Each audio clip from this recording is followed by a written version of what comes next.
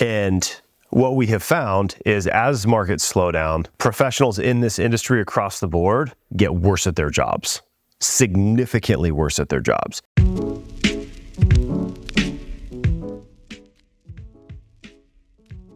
So prices flat, can we say they're more or less flat? Also has to do a lot with property condition. I think right now, people don't want to pay retail for places that need work. Inventory, we're still at all-time lows, right? Because these are connected. If we had a ton of inventory, if there was a bunch of homes for sale, prices will come down because there'd be more competition. I mean, when I started back in 2011, if someone wanted that, the median home price was like $135,000, $150,000, and there was 20 of them.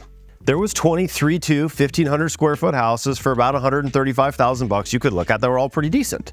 Because there was that much inventory, you had to stand out and be priced more aggressively than the others or be a better value. So like a much nicer home for the same price or the average home for an attractive price.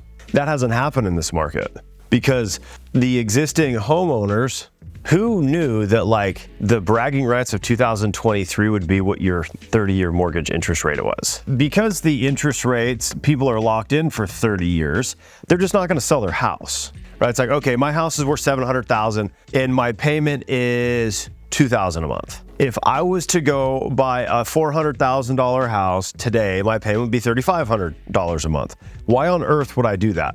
If I sold my house for $7,000, I'd have to take all $300,000 in equity, buy another house for $7,000, put it down, and my mortgage would still essentially have doubled. And because of that, people who live in really nice homes that maybe want to downsize, downsizing would cost them more money on a monthly basis than where they're at currently. So for a lot of people, it does not make sense to sell. So that's why inventory stayed low, which is why prices haven't gone down, because there's just not that many people that are sellers right now. New construction has always been a good one, but there's actually a glut of new construction right now. There's too much of it. And people are predicting, I don't think this is true, but there's predictions that new construction pricing will actually have to go below existing home pricing to get rid of all the inventory we have. Right? You have to have inventory cycling through. Same with new construction. You can't build a house and sit on it for 2 years.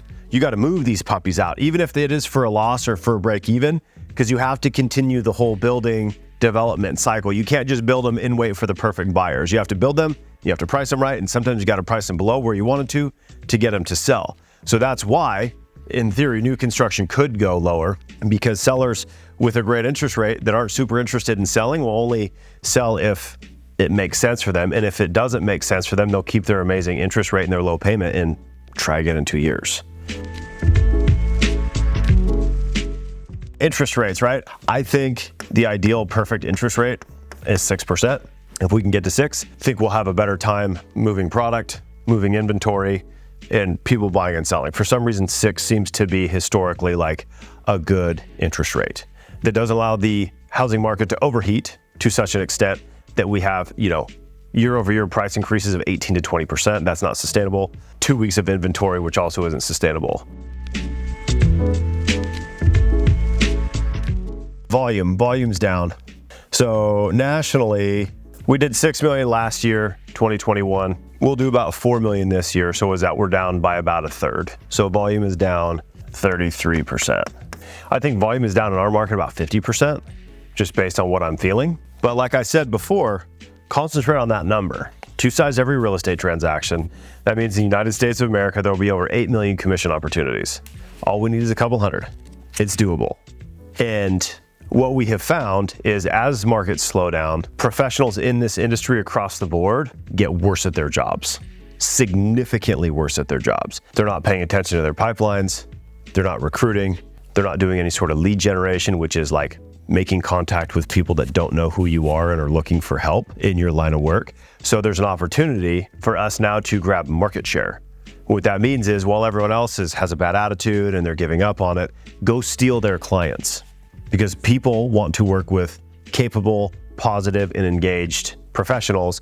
And the reality is we're lacking all 3 of those right now because it's slowed down a little bit. The market was bad, it's still bad, and they're gonna listen to whatever story they tell themselves, and that will be their truth. So we can say, hey, the market is good. It's a great opportunity.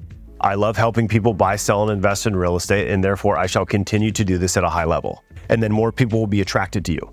right? All you need is your first 5 customers. And if you do a really good job, they'll leave reviews and they'll refer you people. And then if you do a really good job for that second layer, and then they'll leave you reviews and refer to people. And all of a sudden you build yourself quite the little business.